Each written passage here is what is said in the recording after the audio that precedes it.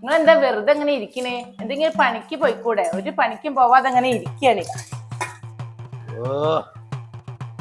എനിക്ക് പണിക്ക് പോകാൻ പറ്റില്ല എന്നുള്ള എനിക്ക് അറിയണല്ലേ.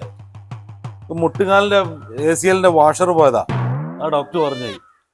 ഇന്നലെ ഞാനാണെങ്കിൽ വീട്ടിലത്തെ പണിയൊക്കെ കഴിഞ്ഞ് അങ്ങോട്ട് എത്തിയപ്പോത്തിന് നേരം വൈകി പോയി. ഇത് മാറ്റി ചീത്ത പറഞ്ഞിന്. എന്നാ വീട്ടിലെ പണിക്കോ അതെന്തെങ്കിലും ഒന്ന് സഹായിച്ചരോ, അതും ഇല്ല. വെറുതെ ഇരുന്നോളൂ, ഒരു ഉപകാരം ഇല്ലാതെ. നാളെ മുതൽ എനിക്ക് ലീവാണ്, ഓണം അടുത്തതല്ലേ. പോവാനാണ് നേരം വൈകിക്കണ്. ഞാൻ ഇവിടെ 500 റുപ്യ ചിനിയല്ലോ, അതെവിടെ? 500 രൂപ. അച്ഛോ, ജി അവിടെ വെച്ച 500 റുപ്യ കണ്ടീനിയോ? ഇല്ല.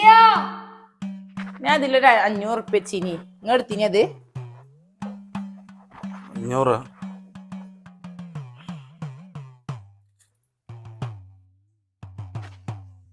അത് ശരി.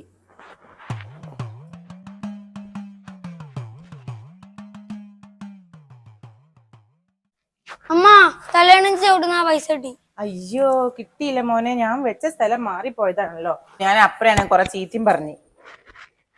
ഇതും കൂടി കൂട്ടിയിട്ടേ അപ്പന് കൊണ്ടേ കൊടുക്കട്ടാ.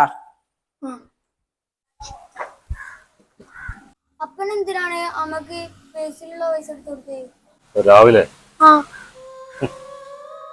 അതെ, അപ്പ അന്നേരം പൈസ കൊടുത്തില്ല എന്നുണ്ടെങ്കിലേ ഓളെന്നെ അവിശ്വസിക്കും.